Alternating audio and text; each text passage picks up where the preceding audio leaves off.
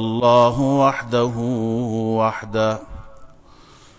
وأشهد أن سيدنا وشفيعنا وحبيبنا وحبيب ربنا ومولانا محمدا عبده ورسوله أرسله الله تعالى إلى كافة الناس بالحق بشيرا ونذيرا وداعيا إلى الله بإذنه وسراجا منيرا.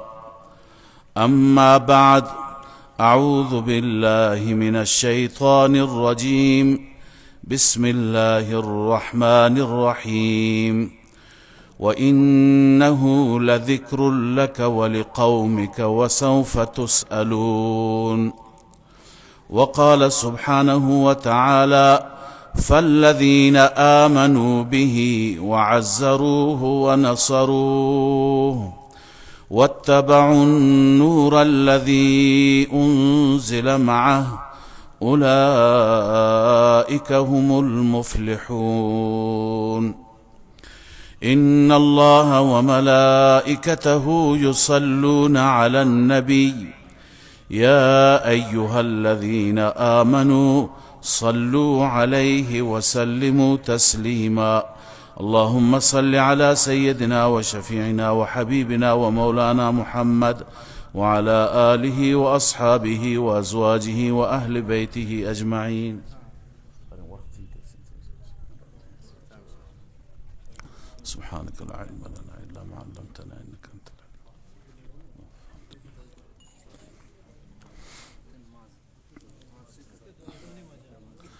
سروران عزیز، حضار ارزشمند، برادران بسیار بسیار گرامی و ایمانی، الحمدلله به لطف پروردگار امروز برای همه من و شما توفیق دیگه حاصل شد که در این روز مبارک، روز جمعه،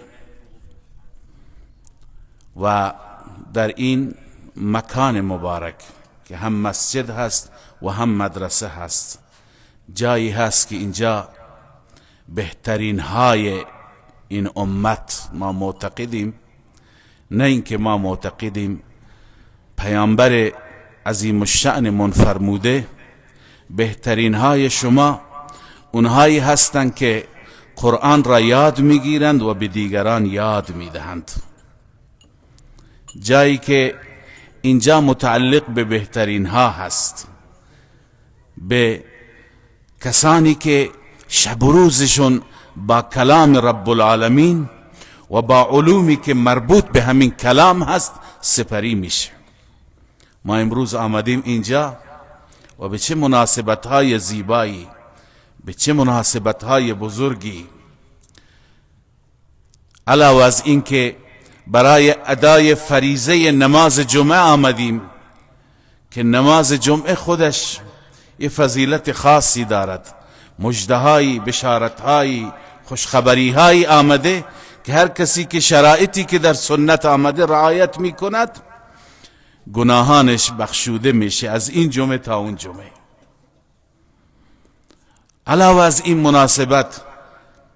مناسبت علم هست، گرامی داشت از جایگاه علم، از مقام علم. سروران عزیز، علم صفت پروردگار هست. الرحمن علم القرآن، علم الانسان ما لم یعلم. معلم حقیقی و یاد دهنده حقیقی الله عز وجل هست و علم صفت ایشون هست. الله علیم هست. لذا برای تقدیر و گرامی داشت جایگاه بلند علم و همچنین تشویق تعدادی از فرزندانمون، فرزندان پسر و دختر، که الله عز وجل به اونها توفیق عنایت فرمود، لطف پروردگار، فضل رب العالمین شامل حال اونها و والدینشون شد. کاش ما می دیدیم که پشت پرده در عالم غیب چه خبر است.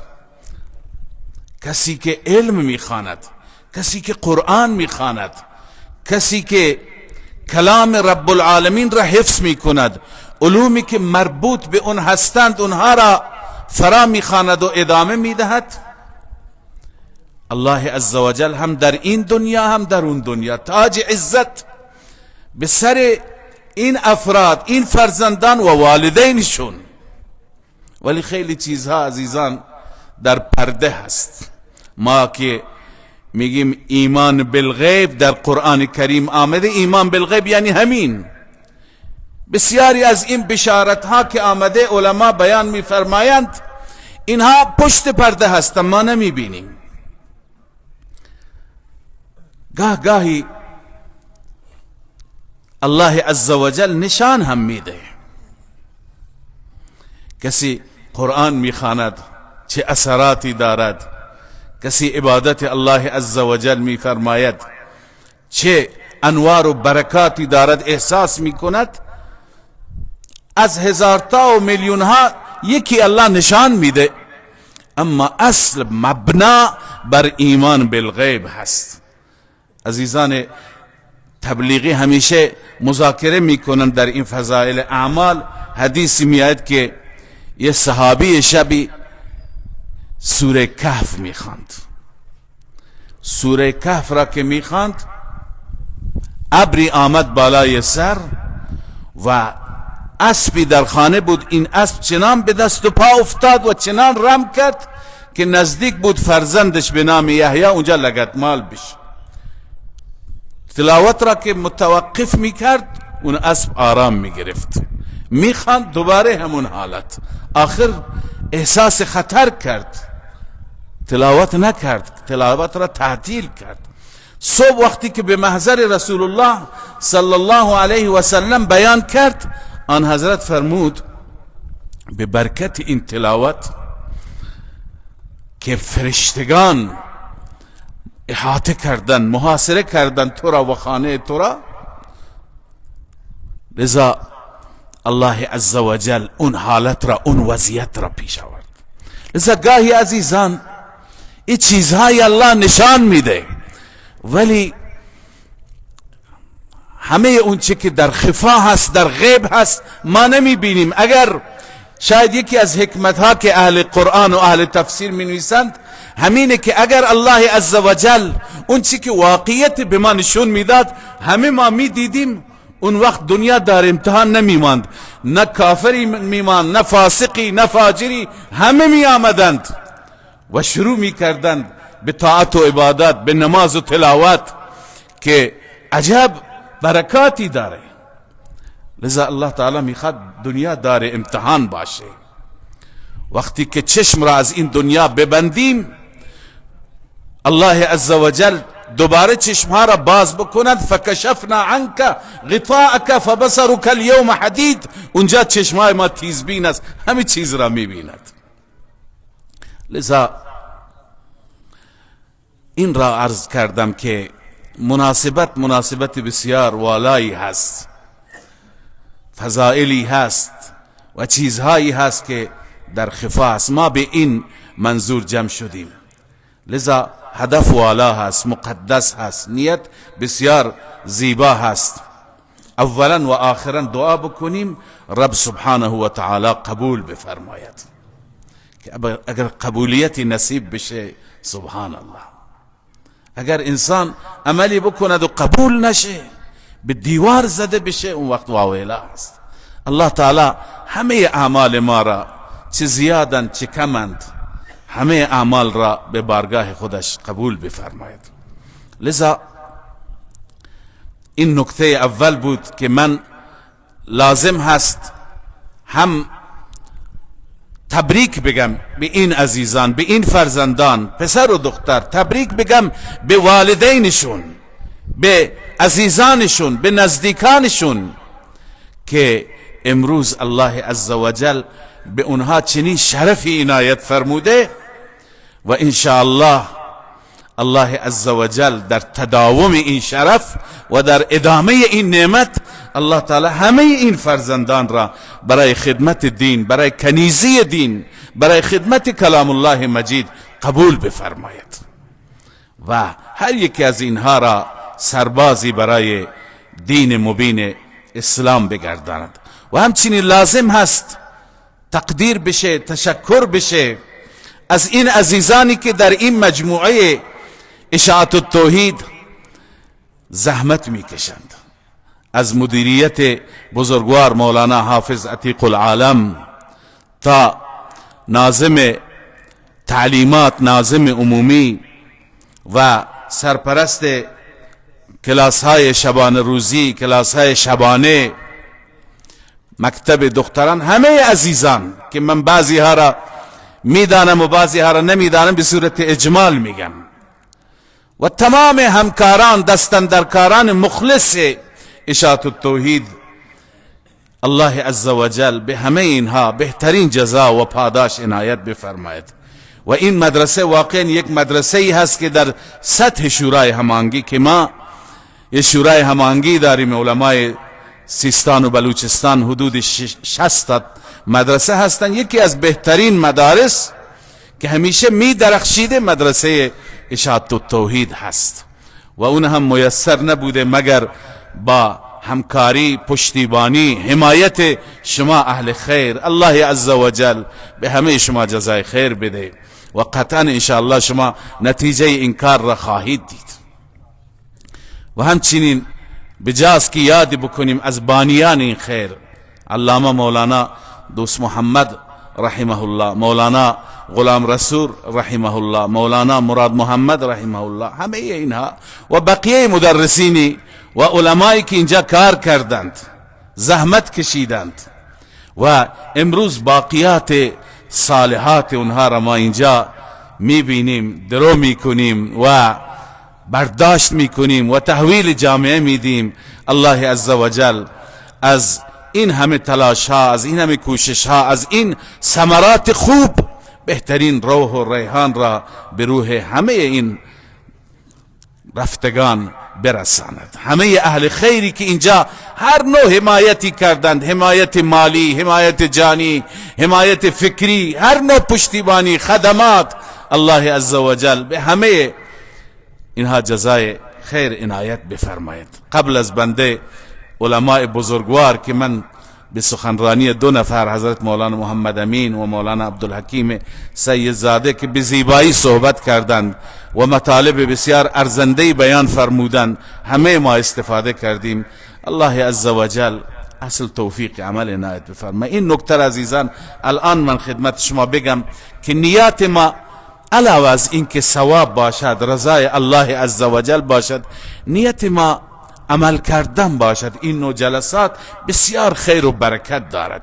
گاهی یک جلسه تقدیر ما را عوض می کند، اصلا مسیر زندگی را عوض می کند. گاهی این جمله را که من میگم بیادم میاد، یه عزیزی میگفت خدا رحمتش بکنه، وفات کرده، میگفت که من در اون زمان قدیم، شاید مربوط به زمان شاه هست یا اول انقلاب است، میگه یه روزی رفتم مسجد جامع قدیم زاهدان، مسجد عزیزی، وسط شهر است، وسط بازار هست، عزیزان میدونند. میگه من برای وضوی رفتم، کسی که نیاز به وضو داره مسجد میره، من برای وضوی رفتم، دیدم اونجا یه عالمی صحبت میکنه، بسیار شیرین سخن است، نشناختم این عالم را، بعداً متوجه شدم که مولانا قمرالدین رحمت الله علیه است. میگه چند تا شعر خوان، این شعرها چنان به دلم نشست که اصلا مسیر زندگیم بعد از اون عوض شد. من بعد از اون تجدید نظر کردم. گاهی یک انسان به یه هدف دیگه میاد، به یه نیت دیگه میاد، اما الله عزوجل یه سخنی را، یه جمله را سبب هدایتش میگرداند، سبب دگرگونی و تحول در اون میگرداند. لذا نیت ما این باشد، این سخنان دری که علما اینجا ایراد فرمودند و ایراد میشه معمولا در این جلسات، ما به اینها عمل کنیم، ما آویزه گوش خودمون قرار بدیم، بر تخته قلبمون بنویسیم و بعد از این در زندگی ما تحول بیاد. عزیزان، هر جلسه که منشینیم بعد از اون باید وضعیت ما فرق بکنه، وضعیت عبادت ما، وضعیت رجوع الی الله، وضعیت ذکر و یاد حق، وضعیت تلاوت. حالا معمولا تلاوت ها فقط در ماه مبارک رمضان هست، ولی یک مؤمن باید هر روز تلاوت بکنه. لذا حتما نیتمون این باشد که الله عزوجل توفیق عمل عنایت بفرماید.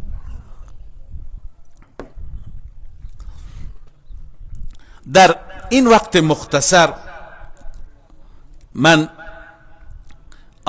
دو تا آیه مختصر هم تلاوت کردم که هر دو آیه در رابطه با کلام الله مجید بود که یکی از و علم، که علم هم برمیگرده به همون کلام الله، منبع علم، مصدر علم قرآن مجید هست.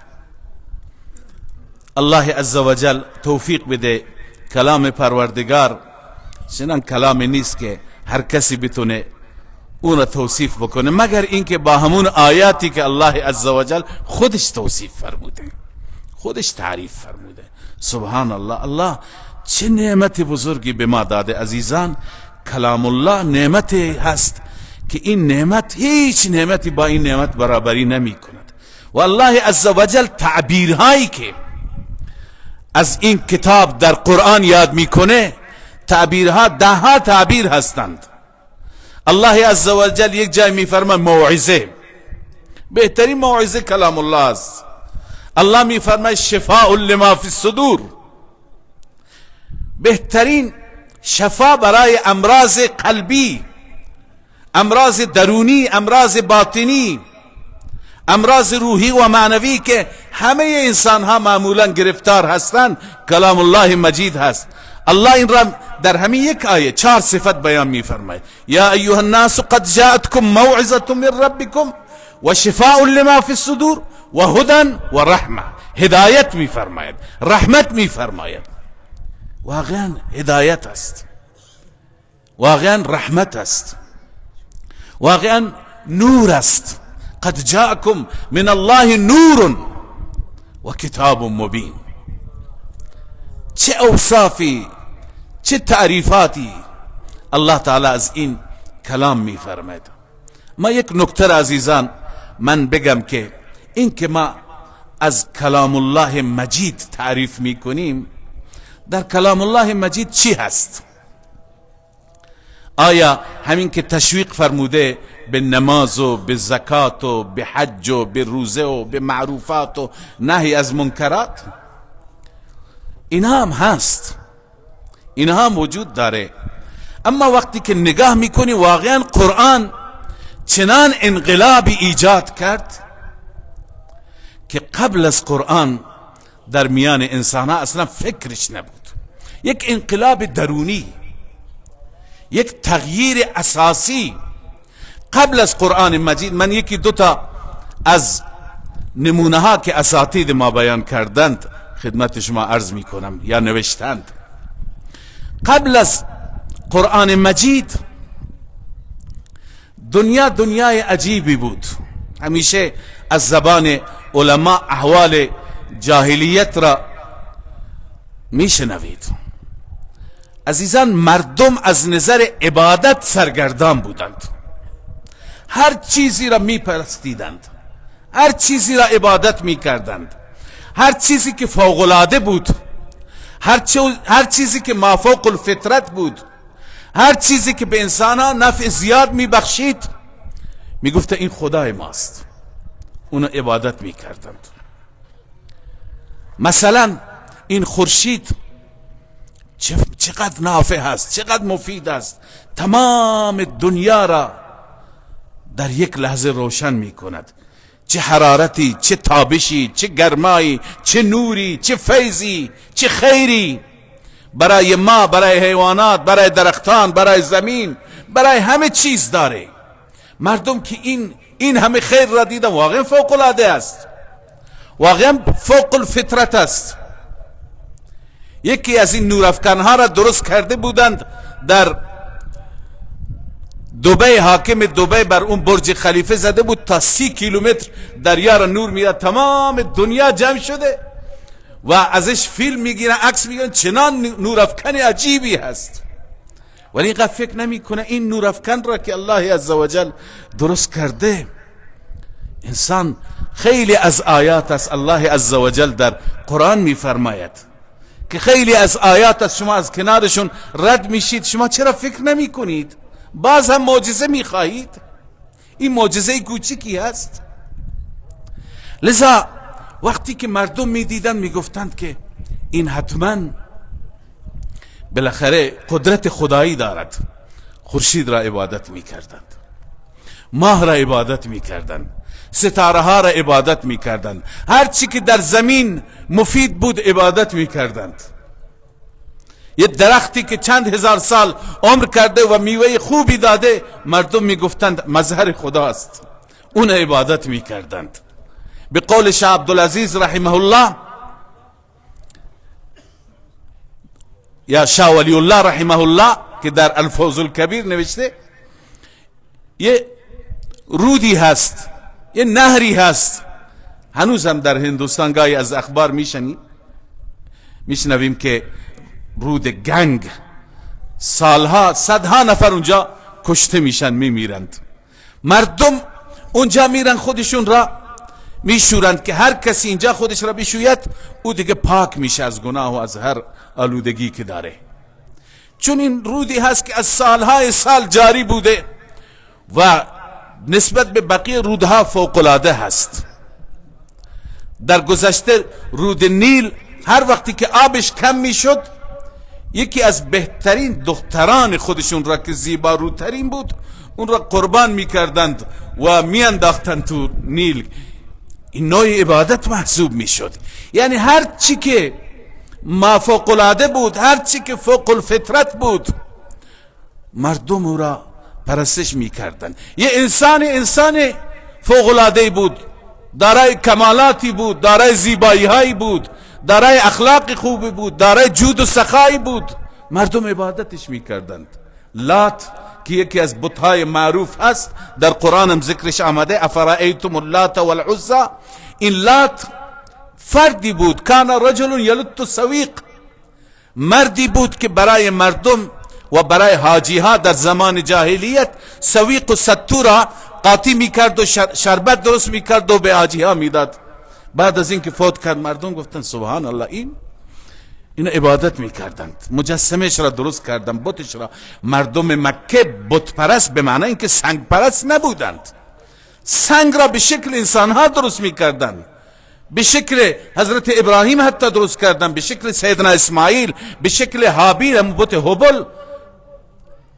اهل علم میگویند که بت حضرت حابیل بود، فرزند شهید آدم علیه السلام.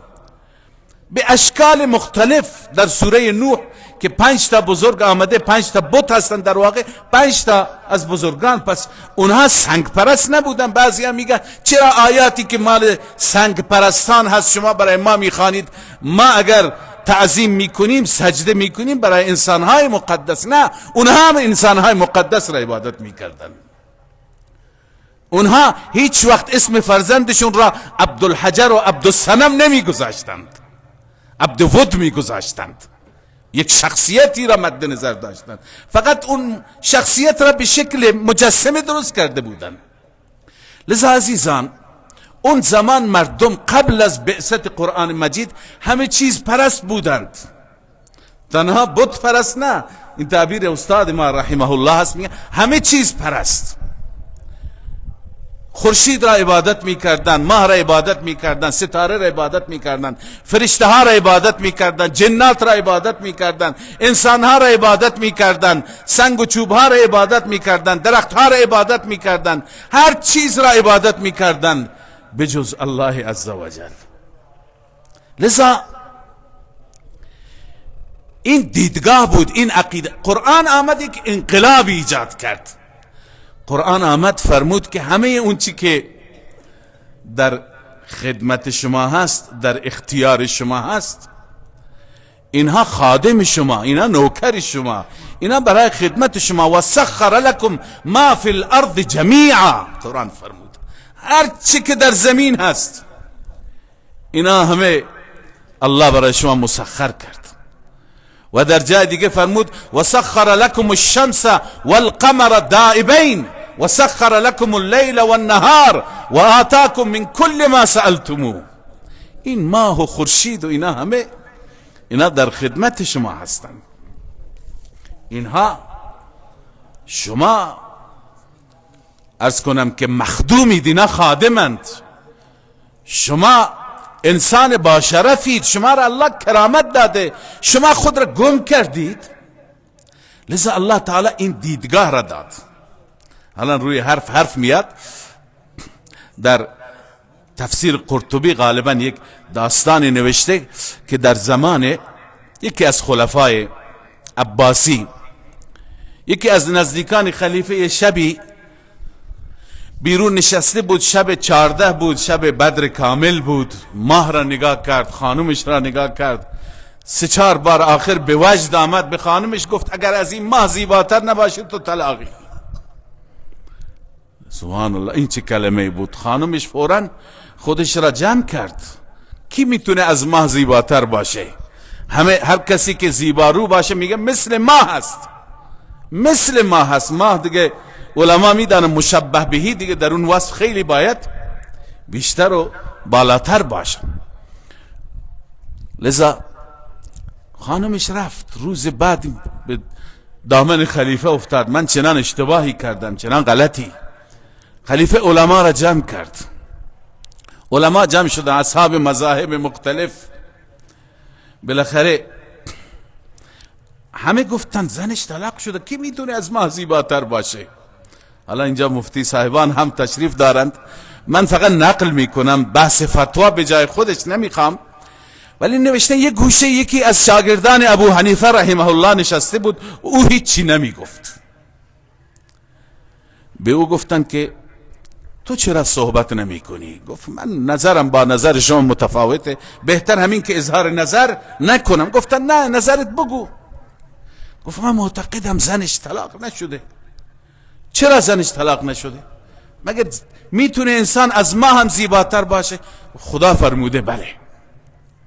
خدای عزوجل در سوره تین به 4 چیز سوگند یاد کرده: والتین والزیتون وطور سینین و هذا البلد الامین لقد خلقنا الانسان فی احسن تقویم. الله میفرماید که زیباترین شکل و شمایل و قد و قواره را ما به انسان دادیم. بقیه ماه و خورشید در رابطه با اونها میفرماید و سخر لكم الشمس والقمر دائبین. اونها در خدمت ما هستند، اونها خادمند، ما مخدومیم. اونها کجا و انسان کجا؟ لذا این دیدگاه را همه پسندیدن. منظور این عزیزان که قرآن جا انداخت که انسان از همه شرفش بالاتره.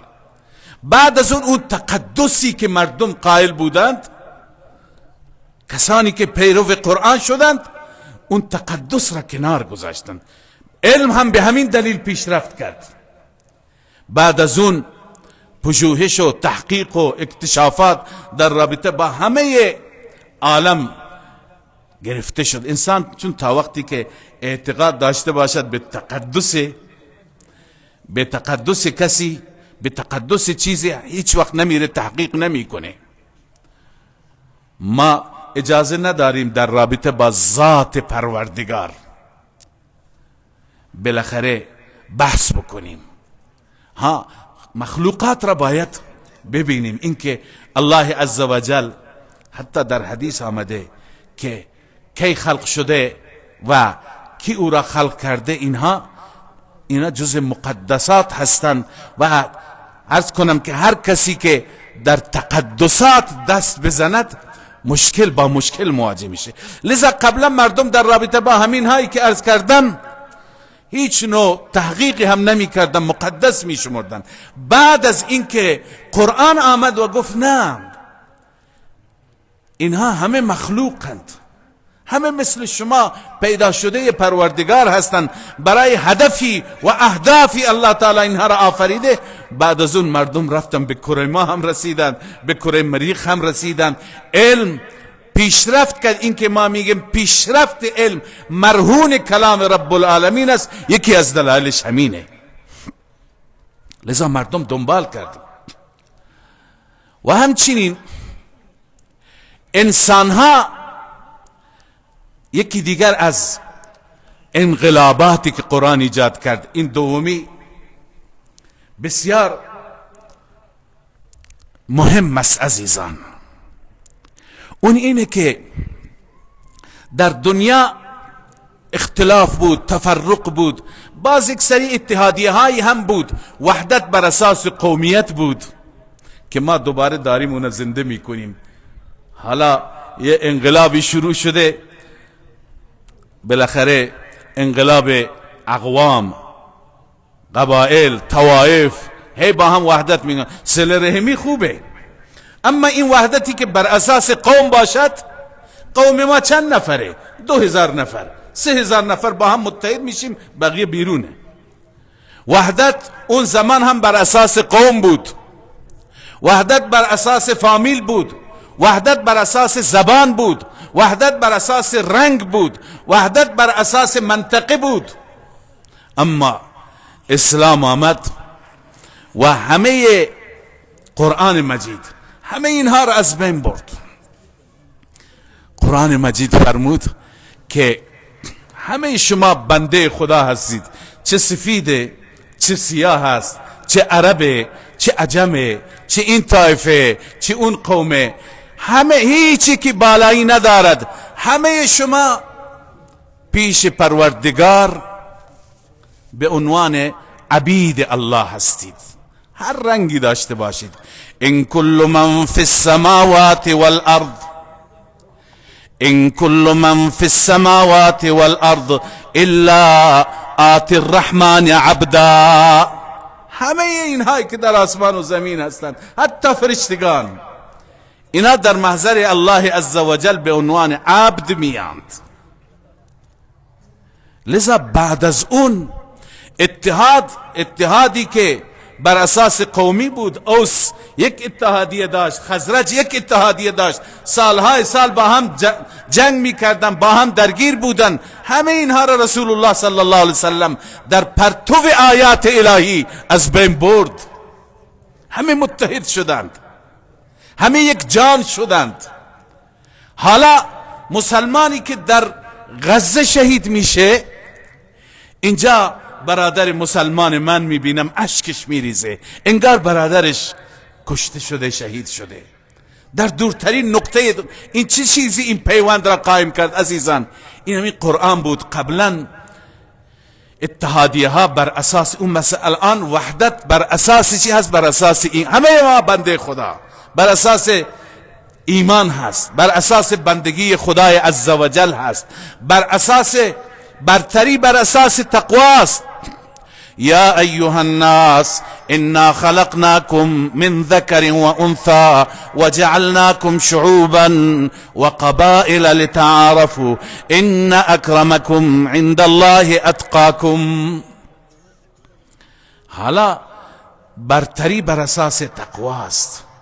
ابو لهب ایمان نمی آورد، عموی رسول الله است، عم الرجل سن و ابی، پدر به مثابه پدر است، اما برای اون آیه نازل میشه تبت یدا ابی لهب و تب. ابو لهب بسیار زیبارو بود. حالا چرا بهش ابو لهب میگویند؟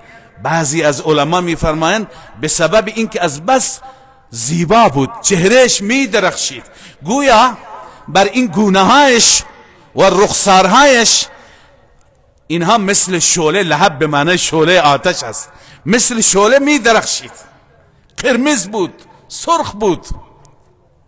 اما این انسانی که از قریش هست، اصیل هست، هاشمی هست و عموی امام الانبیا هست، ایمان نمی آورد، اون جایگاهش سیصلا نارا ذات لهب. اما بلال حبشی با اون شکل و شمائلی که دارد از آفریقا هست، صهیب رومی از روم هست، سلمان فارسی از ایران هست، اینها صحابه و یاران رسول الله صلی الله علیه و سلم و در قرنها بعد هم از اونها به عنوان رضی الله عنهم و رضوا عنه یاد می شوند. و افتخار برای ما که مثلا سلمان از ماست. اهل آفریقا افتخار میکنند که خادم رسول الله صلی الله علیه و سلم از ما بوده. غلام سیاه فام حبشی از اتیوپی. اینا عزیزان ببینید اسلام همه مرزهای دروغین را از بین برد و بعد از اون وحدت ما، اتحاد ما بر اساس چی هست؟ بر اساس بندگی الله عزوجل. همه ما بنده الله عزوجل هستیم. لذا این وحدتی که باید ایجاد میشد این را قرآن ایجاد کرد. قرآن هزاران خیر و هزاران منافع برای ما دینی و دنیوی داشت، نه اینکه تنها منافع دینی باشد. همه انبیاء الهی آمدند عزیزان برای دنیا و دین انسان ها. حالا فرصت نیست آیاتی که در این موضوع هست. سیدنا موسی علیه السلام آمد بنی اسرائیل را از بردگی نجات داد، از غلامی نجات داد، علاوه از اینکه بنده خدا قرار داد، از بندگی فرعون و از زیر چتر ظلم فرعون نجات داد. سالهای سال به عنوان برده بودند. همه انبیا، یکی از انبیا آمد مفاسد اخلاقی را از بین برد، یکی آمد فساد بازار را از بین برد. انبیا در زمینه دین و دنیا تلاش کردند. قرآن کریم که آمد، رسول الله صلی الله علیه و سلم که آمد در زمینه دین و دنیا. علما هم وظیفهشون همینه. بعضی میگن عالم بشینه گوشه مسجد. نه، علما باید هم بازار را اصلاح بکنند، هم معاشره را اصلاح بکنند، هم دین انسانها را اصلاح بکنند، هم عقاید را اصلاح بکنند، هم در رابطه با اون حکومت دینی، حکومت اسلامی و سیاست اسلامی باید دخالت بکنند، باید نظر بدن، باید خط بدن. لذا عزیزان این پیام الله عزوجل هست، پیام قرآن مجید هست که در قرآن ضامن فلاح و نجات دینی و دنیوی ماست، دنیا و آخرت ما هست. و در این آیه الله می فرماید و انه لذکر لک و لقومک. ای محمد صلی الله علیه وسلم، این قرآن پندی هست. بعضی تفسیر می کنند لذکر، ذکر به معنی پند، به معنی اندرز. ولقد یسرنا القرآن للذکر، این معنی هم درسته. بعضی میگن لذکر به معنی لشرف، این قرآن شرفی هست برای تو و برای امت تو. لقومک منظور قریش نیست، منظور امت رسول الله است، چون بقیه انبیا برای قوم مبعوث شدند. عیسی علیه السلام میگه یا بنی اسرائیل انی رسول الله الیکم. بقیه انبیا یا قوم اعبدوا الله ما لكم من اله غیره. اما رسول الله صلی الله علیه وسلم یا ایها الناس انی رسول الله الیکم جمیعا. رسول الله برای همه انسانیت مبعوث شده. بعد از ایشون تا قیامت دیگه پیامبر نمیاد. لذا ولی قومی که برای همه انسانیت، برای همه انسان ها، برای امت تو شرفی است. لذا عزیزان من نکته پایانیم اینه که ما چه اندازه از این شرف، از این پند، از این موعظه در زندگیمون بهره بردیم، استفاده کردیم. من دیشب در جلسه سوران هم همین عرض کردم که ما در ابتدای کار هستیم. الحمدلله فرزندان ما قرآن حفظ می کنند، فرزندان ما قرآن یاد می گیرند، اما هنوز بر ما قرآن حکومت نمی کند. بر ما گاهی نفس حکومت می کند، گاهی قومیت حکومت می کند، گاهی محیط و ماحول حکومت می کند، چیزهای دیگه حکومت می کنند، گاهی هوای نفس است. بالاخره قرآن وقتی که حکومت بکند همه زندگی ما، از ایمانیات و عقاید گرفته تا معاملات و داد و ستدها، تا اعمال و عبادتها، تا آداب معاشرت و رسومات، همه مطابق قرآن میشه. ما مشکل داریم، هنوز بدعات و خرافات در جای جای مناطق ما دیده میشه، هنوز مشکلاتی در باب بازار دیده میشه، هنوز مشکلاتی نه، مشکلها زیاده، فراوانه. یه عزیزی آمد از برادران همسایه های ما، فارس زبان بود، آمد شکایتی کرد، یه اختلافی داشتم با کسی، شکایتی کرد از یک برادر اهل سنت بلوچ. گفت من از این آقا یه ماشینی قرض کردم، ماشین قیمتش 300 میلیون بوده، 1 ماه 2 ماهه، و بعد من از اون ماشین قسم یاد کرد 280 میلیون گیرم آمده. بعد از اون بالاخره من سر موعد نتونستم دینش را ادا بکنم، با یک حیله و یک معامله جدید اون مقدار کمی بیشتر شد، باز مقدار کمی بیشتر شد. حالا 1 سال و اندی گذشته قسم یاد کرد که من تا حالا 400 میلیون بهش دادم، 1 میلیارد و 100 میلیون دیگه هنوز باید بهش بدم، هنوز زیر بارم. بیم بگی بر من رحم کنه، من از کجا بیارم؟ آیا ما قرآن بر ما حکومت میکنه؟ مگر قرآن نمی فرماید که اگر ترک نمی کنید ربا را آماده جنگ با خدا و رسول خدا بشید؟ آیا خواهران ما اون حجابی، اون بالاخره مکتب، عموما عرض میکنم چه خبر است در این شهرها؟ بسیاری از زنان مسلمان الان متأثر از دیگران اعتراض میکنند که حقوق ما را ضایع میکنید، ما را هم آزاد بذارید. آزادی که غرب داده، اسلام بهایی که بزن داد، بزرگترین لطف پروردگار و لطف اسلام و قرآن بر زنان این امت هست که قبلا زن چه بهایی داشت. قرآن می فرماید و اذا بشر احدهم بالانثى ظل وجهه مسودا وهو كظيم.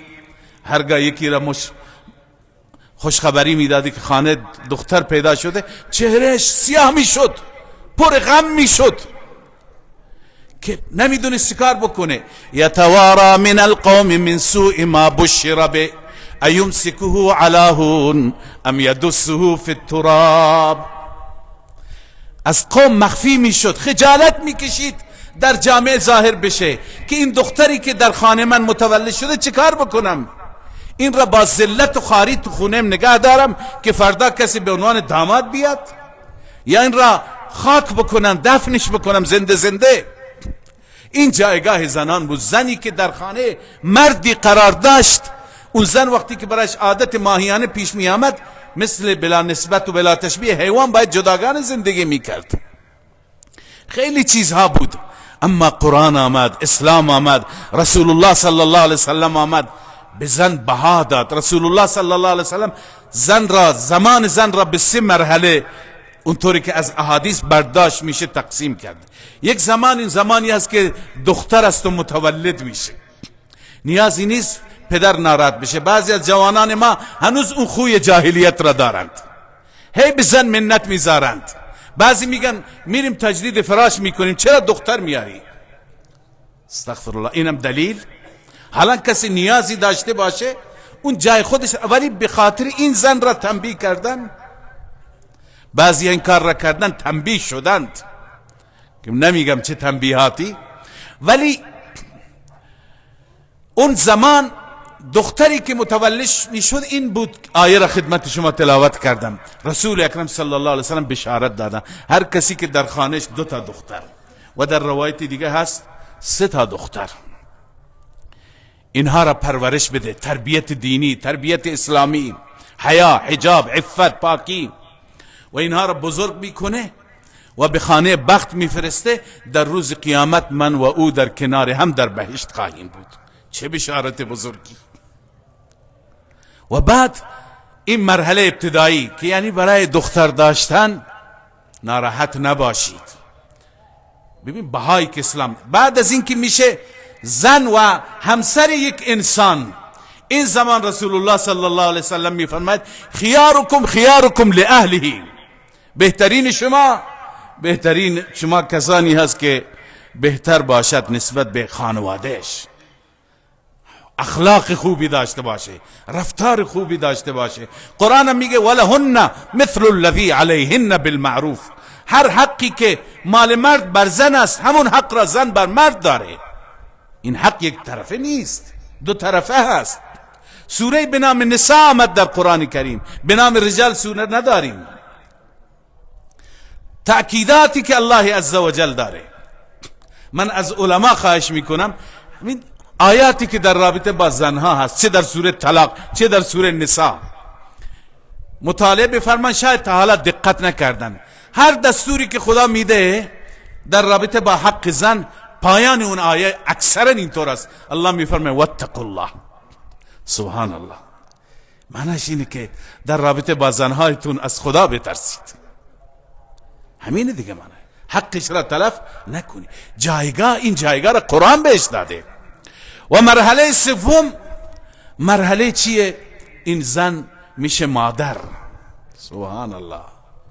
چه توصیه های قرآن در رابطه با مادر میکنه، چه توصیه های رسول الله در رابطه با مادر میکنه. و وصینا الانسان بوالدی حملته امه کرها و وضعته کرها. ما انسان را وصیت کردیم نسبت به پدر و مادر، بالخصوص مادر، که مادر با چه سختی او را زایید، با چه مشکلاتی او را حمل کرد و وضع حمل کرد. و وصینا الانسان بوالدیه حملته امه وهنا علی وهن. مادر او را وقتی که حمل کرد روز به روز ضعیف، روز به روز ناتوان. حالا اگر بررسی بکنید یکی از دلایل مهم امراض زنها همین بالاخره فرزند آوری هست. دکترها اینها بیشتر هستند، مریضی ها اینها بیشتر هست. اینها را الله عزوجل برجسته کرد. لذا نسبت به این احسان کن. رسول الله صلی الله علیه وسلم را کسی پرسید یا رسول الله من ابر، نسبت به چه کسی من احسان بکنم، خدمت بکنم، خادمش بشم؟ فرمود امک. بعدم فرمود بعد از اون یا رسول الله، فرمود امک. بار سوم گفت بعد از اون یا رسول الله، فرمود امک. مادر مادر مادر. بعد از اون فرمود پدر. بار چهارم فرمود پدر. این جایگاه را عزیزان اسلام به زن داد. به خواهران مسلمان بدونن که اونقدر که اسلام و قرآن بر اونها احسان داره و اصلش الله عزوجل، که از الان تا روزی که حیات دارن سر به سجده بگذارن نمیتونی شکر این نعمت را ادا بکنن. لذا می طلبد همه ما شاگرد راستینی برای قرآن باشیم، عمل به قرآن بکنیم، به تمام شؤونات قرآن، به تمام دستورات قرآن، اوامر قرآن، نواهی قرآن. و من یه آیه دیگه خواندم، وقت نیست که من اون آیه را تشریح بکنم، فقط یه چیزی میگم. اون این عزیزان که الله عزوجل انسانهای رستگار میفرماید کسانی هستند که ایمان به رسول الله داشته باشند و رسول الله را گرامی بدارند، دینش را حمایت کنند و عزروه و نصروه، دینش را نصرت بکنند. و اتبعوا النور الذی انزل معه. 4 چیز فرموده. اون نوری که همراه با اون نازل شده او را اتباع و پیروی بکنند. فرمود اولئک هم المفلحون. اینها رستگارن. آیا همه ما میخوایم جز رستگاران باشیم؟ قطعا میخوایم انشاءالله. الله جز رستگاران قرار بده. لذا راهش این عزیزان، اون چی که در زمینه حمایت دین رسول الله است، نصرت دین رسول الله است، نشر و انتشار دین رسول الله است و عمل به قرآن کریم، اون نوری که با اون نازل شده، این نور در همین مدارس تعلیم میشه، تعلم میشه، یاد داده میشه، یاد گرفته میشه و همین نور تبلیغ میشه، همین معروفات تبلیغ میشن. لذا میطلبد که امروز نسبت به مدارس دینی، این آخرین نکته هست که من خدمت شما عرض میکنم، من فراموش کردم سلام حضرت شیخ الاسلام حفظه الله را و دعای خیر و تبریکیشون را ذکر بکنم. در آخر عرض میکنم، الان دارم عرض میکنم. و نکته‌ای که ایشون فرمود در رابطه با مدارس، چند روز پیش حتی جلسه گرفتند.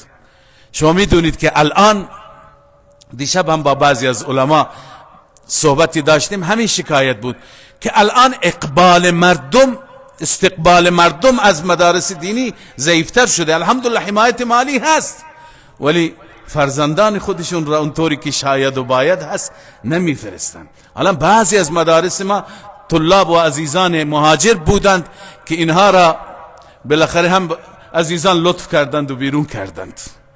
ما اونجا تقاضا کردیم که ما میخوایم قانونمند بشیم، قانونی که برای مدارس شیعه ما هست برای مدارس ما هم باشد. و میگویم پیگیری بکنید، تا حالا نتیجه نگرفتیم. ما از چند سال علما میدونم پیگیری میکنیم، انشاءالله باز هم پیگیری میکنیم. ولی این عزیزان که از افغانستان تاجیکستان میان، اشتراکاتشون با ما خیلی بیشتره. زبان رسمی ما فارسیه، اونا فارسی زبانند. اونها مثل ما اهل سنتن، فقه ما حتی یکیه، ما حنفی، اونا حنفی هستن. لذا انصاف اینه که بیان اینجا در مدارس ما درس بخونند. من از همین موقعیت استفاده میکنم و این تقاضا را مطرح میکنم از مقامات و دستاندرکاران که زمینه را فراهم بکنند. اینها بیایند با فرهنگ وحدت، با فرهنگ همزیستی شیعه و سنی آشنا بشن. بعد از این اینا که برن مبلغان ما خواهند بود. اینها وقتی که برند بالاخره نمک پرورده ما خواهند بود. احسان ما، احسان کشور ما بر اینها خواهند بود. هیچ وقت احسان را فراموش نمی کنند. لذا قبلا عزیزان اینها بودند در مدارس ما. بعضی از مدارس الان خلوت شده. چرا استقبال از طرف ماها نباشد؟ چرا ما فرزندان خودمون را برای علوم دینی نفرستیم، برای درس دینی؟ اگر یک فرزندی بره، چه فرزند پسر چه دختر، اما بیشتر تاکید روی پسران است. الله عزوجل وقتی که همونطور که نیت ما باشد، اگر نیت درست باشد، سبحان الله، نیت وقتی خلوص باشد، الله عزوجل این فرزند را رشد میده. در رابطه با مادر مریم آمده در سوره آل عمران که او یک نیت پاکی کرد. رب انی نذرت لك ما فی بطنی محررا فتقبل منی. گفت بار الها، این فرزندی که در شکمم هست، این را میخوام برای عبادت تو آزاد بکنم، مشغول عبادت باشد، از دنیا فاصله داشته باشد. این زن نیت خاصی داشت، الله عزوجل نیتش را تبدیل کرد به سبحان الله. چه فرزندی الله از اون شکم مریمی برایش پیدا کرد که ابتداً اون ناراحت شد، اما الله عزوجل فرمود ولیس الذکر کالانثی، اون پسر بچه‌ای که انتظار داشتی مثل این دختر بچه نمیتونه باشه. فانبتها نباتا حسنا فتقبلها ربها بقبول حسن وانبتها نباتا حسنا. لذا اگر این نیت باشد که فرزند ما یک انسان عالم، صالح، مصلح، زمام عالم را و انسانیت را به دست بگیرد و هدایتگری باشد، مصلح و مخلص، الله عزوجل بر اساس نیات عمل میکنند. لذا نیت بفرمایید. خداوند به شما 4 فرزند داده، 3 تا فرزند داده، 2 تا داده، حداقل یکی را برای علوم دینی، برای وراثت علم رسول الله صلی الله علیه و سلم، برای نشر قرآن و سنت تقدیم کنید. وقتی که نیات شما باشد، الله بر اساس نیات شما عمل میکند و الله عزوجل این فرزند شما را میدرخشاند.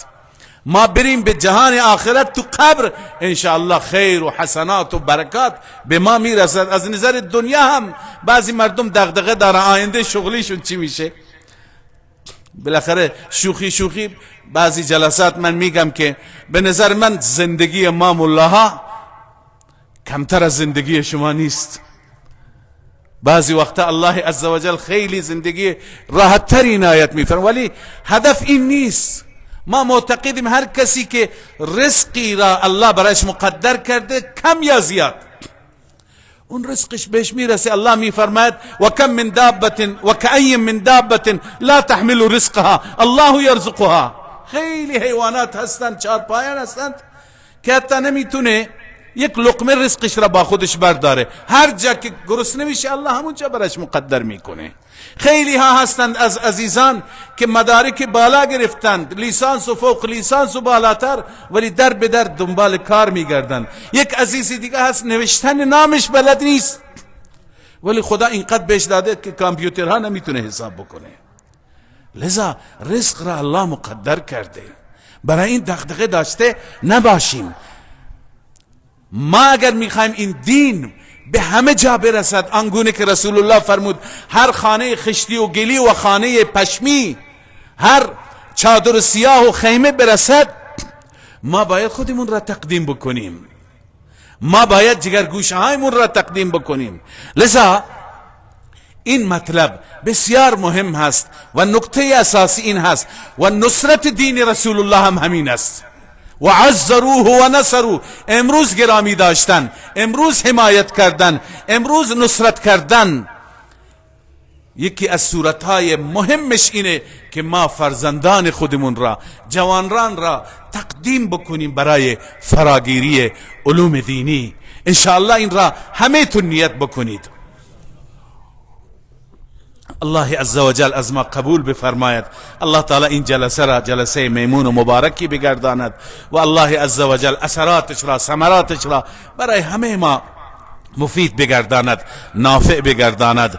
و از اینکه اطاله شد عذرخواهی میکنم. اقول قولی هذا و استغفر الله و آخر دعوانا ان الحمد لله رب العالمین.